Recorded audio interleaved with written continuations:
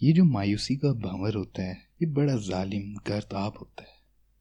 اس کے کنارے کنارے پر آدمی چلتا رہے تو بچنے کی کچھ امید ہوتی ہے، لیکن جب بہت گہرا اتر جائے تو پھر بچنے کی کوئی آس باقی نہیں رہتی۔ میں بھی ایک ایسی محفل سے اٹھ کر آیا ہوں جہاں نوجوان لڑکے اور لڑکیاں اپنی موجودہ حالات پر تبصرہ کر رہے تھے، اور ان کے اندر مایوسی اور نا امیدی کی ویسی کیفیت پیدا ہو گئی تھی جیسی کہ کسی زمانے میں جب ہم ان کی عمر میں تھے ہمارے اندر پیدا ہوئی تھی۔ ہمارے زمانے میں چونکہ سائیکیٹرسٹ، کوئی ڈاکٹر، کوئی ماہر نفسیات نہیں تھے، اس لیے ہم اپنے دکھ کا مداوع کرنے ان بڑوں کی طرف بھاگتے تھے جن کے پاس کوئی پوشیدہ ایسا نسخہ موجود ضرور ہوتا تھا جس کو آپ ہمارا بابا کہہ لیں تو وہ ہماری مشکلات کے حل ڈھونڈ کر ہمیں دے سکتے تھے۔ جب ہم بابوں سے پوچھتے تھے کہ آپ ایسا نسخہ کہاں سے حاصل کرتے ہیں تو وہ کہتے تھے آپ بھی یہ فن طب روحانی علم سیکھ سکتے ہیں، کیونکہ نسخہ سائل کے پلے بندھا ہوتا ہے، اس کو صرف کھولنا ہوتا ہے اور اس کے حوالے کر دینا ہوتا ہے۔ آدمی اس کے ساتھ جھگڑا کرتا ہے، تکرار کرتا ہے، اس کے ساتھ ڈائلاگ میں شریک ہوتا ہے، اس لیے اس کے پلوں میں بندھا ہوا نسخہ کھولنا مشکل ہو جاتا ہے اور اس کا پھر کوئی علاج نہیں ہو پاتا۔ تاہم بڑی گہری مایوسی کے دور سے گزرے ہیں ہم۔ تو انہوں نے کہا آپ کو کم از کم مایوس ہونے کا اور نا امید ہونے کا کوئی حق نہیں ہے۔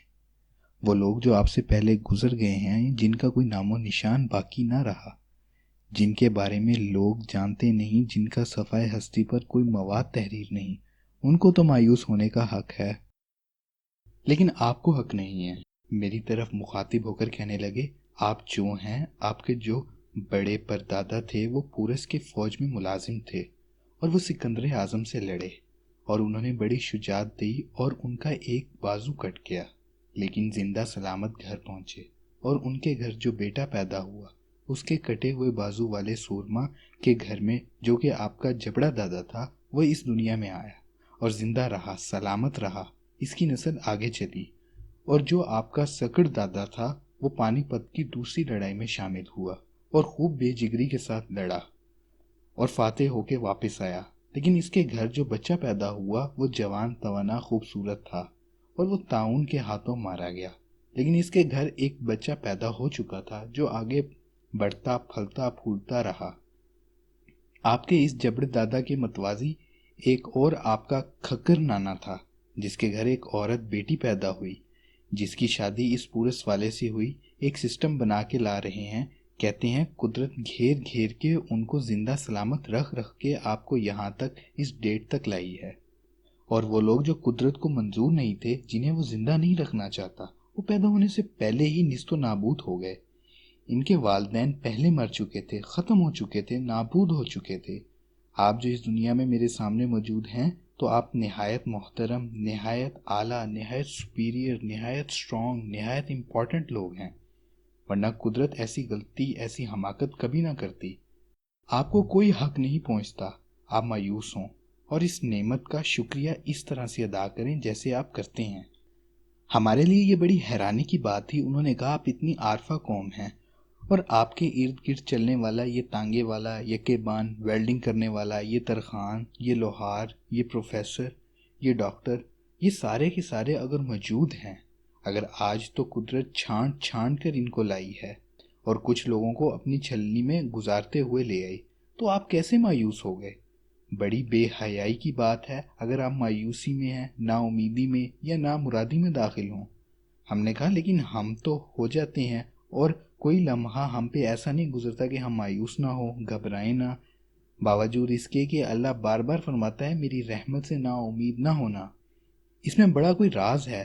تو فرمایا، فرمانے والے نے، کہ چونکہ آپ کی زندگیوں میں خواہش، آرزو اتنی گہری اتر چکی ہے کہ آپ سوائے مایوسی کی بیٹری کا چارج لینے کے اس ڈیزائر کو رکھ لیتے ہیں، کیونکہ ہر لمحہ آپ کے اندر کسی نہ کسی شے کی خواہش پیدا ہوتی ہے اور وہ ختم نہیں ہوتی، اس لیے آپ مایوسی کے ساتھ چلیں گے۔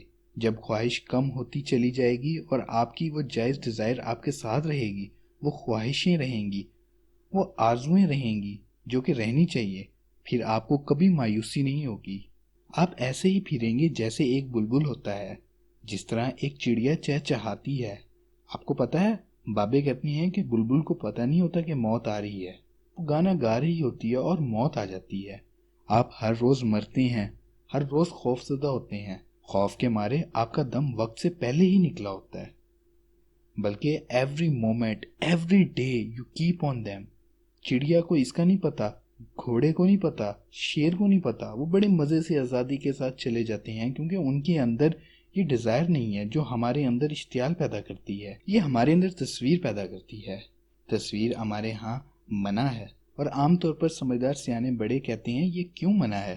تصویر آپ کے اندر خواہش اور انگیزیت پیدا کرنے کا بہت بڑا ذریعہ ہے۔ مجھ سے پوچھتے ہیں میرے بچے کہ بابا اگر آپ کہتے ہیں نہیں ہونی چاہیے تو ہم پاسپورٹ پر کیا لگائیں؟ میں نے کہا وہ تصویر نہیں ہے، وہ تمہارے تصویری دستخط ہیں۔ یہ وہ تصویر نہیں ہے جو ان رسالوں میں چھپتی ہے جن کا میں نام نہیں لینا چاہتا۔ وہ تصویریں آپ کو بہت مایوس کرتی ہیں، بہت خرابیاں گناتی ہیں۔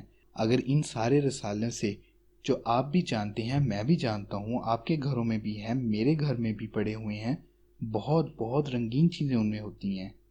ایک لمحے کو سوچئے ان میں رنگین تصویریں بھی نکل گئی اور صرف متن رہ گیا تو آپ کی زندگیوں میں میری کیلکولیشن کے مطابق، میری سوچ کے مطابق آپ کی زندگیوں میں 50 سے 60% نا امیدی اور مایوسی کم ہو جائے گی۔ خیر، یہ بات عرض کر رہا تھا کہ میں نے کہا ہمارے ساتھ اتنی ساری کالک کیوں لگ جاتی ہے؟ جب ہم اٹھتے ہیں تو اندر باہر کالک لگی ہوتی ہے۔ کہنے لگے کالک کو دور کرنے کا فن آپ کو آنا چاہیے۔ اس کے سیاہ دھبے زندگی کے اوپر حاوی ہوتے رہتے ہیں۔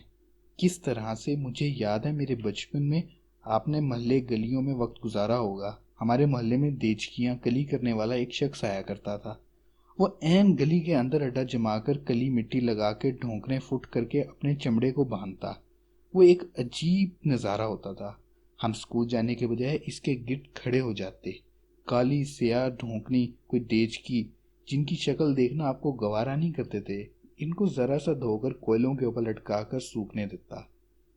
ڈھونکنی سے ہوا دے کر وہ کلی کے ساتھ کلی کی ایک چھرٹ خراش دیتا، اور اس کے پاس ایک لوگڑ ہوتا تھا جس کو نوشادر کے ساتھ لگا کر وہ اس کو مانجھا دیتا، اور دیچکی دیکھتے ہی دیکھتے نور بن جاتی، اور جی چاہتا تھا کہ آدمی اس کو دیکھتا رہے اور دیر تک دیکھتا رہے۔ ہماری ساری کالک جو ہے وہ یوں دور ہو سکتی ہے کہ میں کہوں اے اللہ، میں اس سیاہی کو شکریہ کے برش کے ساتھ اور شکر گزاری کے لوگڑ کے ساتھ جس کے ساتھ نوشاد لگا ہے، میری تسلیم و رضا کا میں اس کو چمکا سکتا ہوں، اور میں ان کو اس جگہ پر رکھ سکتا ہوں جہاں پر اور چیزیں رکھی جاتی ہیں۔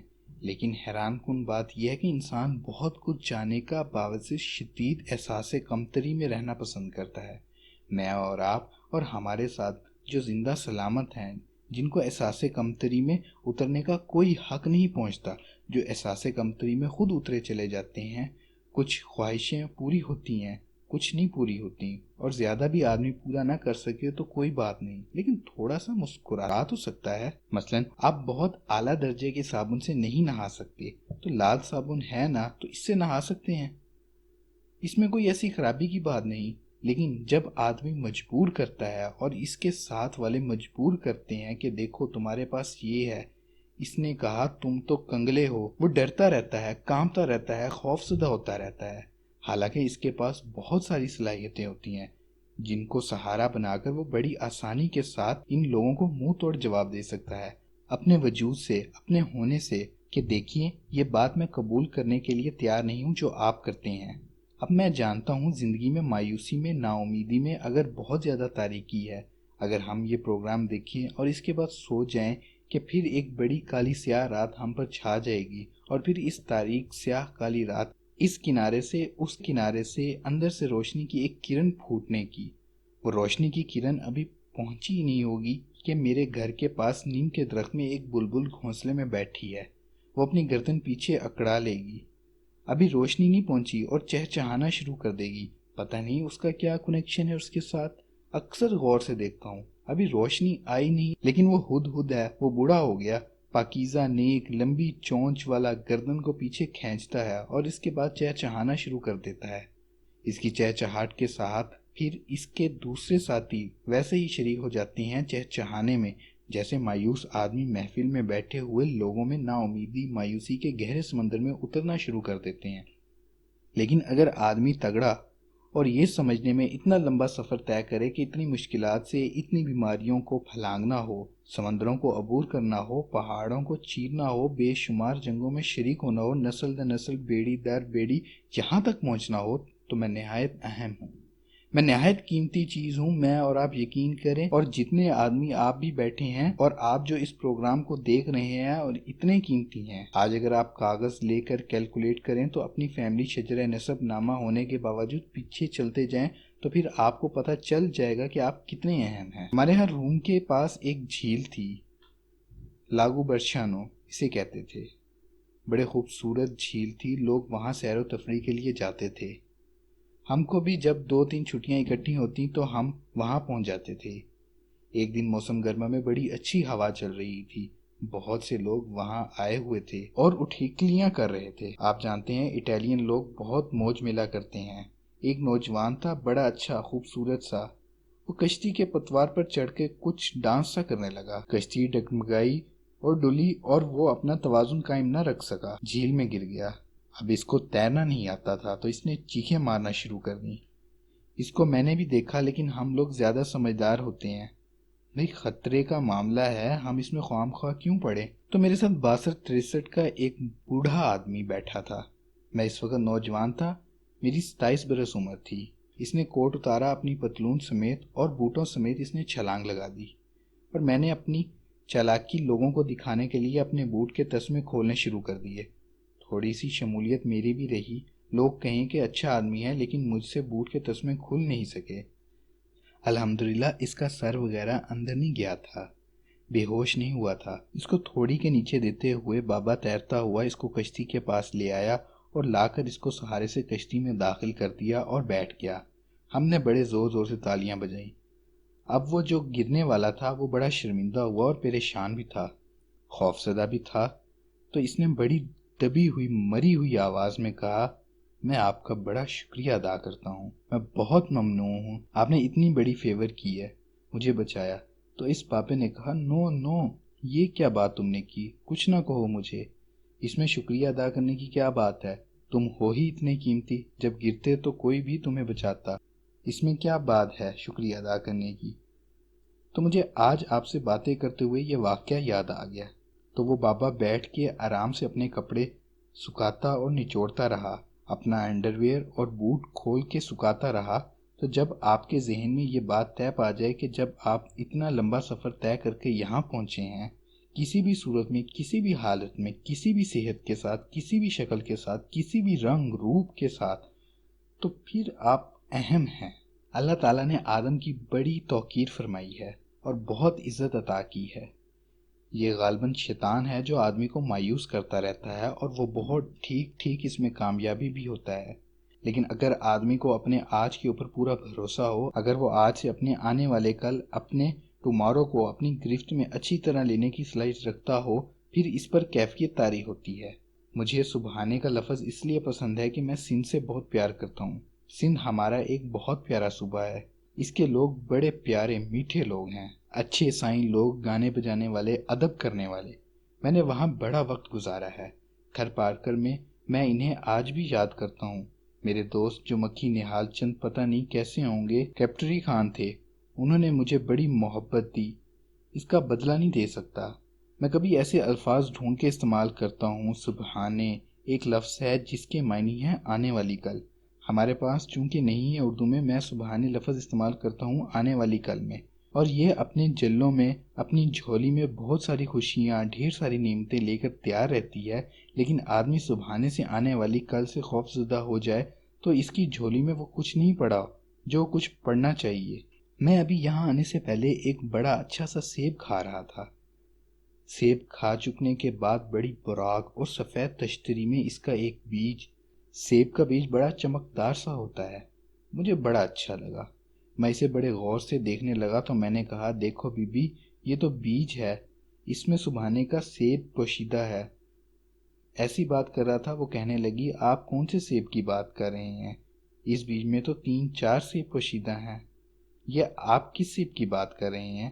میں نے کہا، اچھی بات ہے، آنے والے کل کے لیے اپنے آپ کو تیار کرنا ہے، اور مایوسی کی بات یہ ہے کہ اس میں نکلنے کے لیے بہت ساری چالاکیاں اختیار کی جا سکتی ہیں، اور میں یہ سمجھتا ہوں کہ میرے بابوں نے مجھے یہی بتایا ہے، اگر آپ اپنی خواہشات کو، اپنی تمنا کو، اپنی آرزو کو ذرا سا روک سکیں، جس طرح آپ اپنے پیارے ڈوگی کو کہتے ہیں کہ تم ذرا باہر دہلیز پر ٹھہرو، میں اپنا کام کرتا ہوں، پھر میں تمہیں لے کر چلوں گا، تو ڈیزائر کو سنگلی ڈال کر چلیں، اور ڈیزائر کو جب تک آپ پیار نہیں کریں گے، کتے کی طرح سنگلی ڈال کر سیر نہیں کرائیں گے، اسے نچائیں گے نہیں، اس کو گلستان کی سیر نہیں کرائیں گے، وہ چمٹ جائے گا۔ ایک آپ اور ایک آپ کے محبوب کے درمیان ایک چھوٹی سی سنگلی ہوتی ہے اور ایک عجیب طرح کا فاصلہ ہوتا ہے۔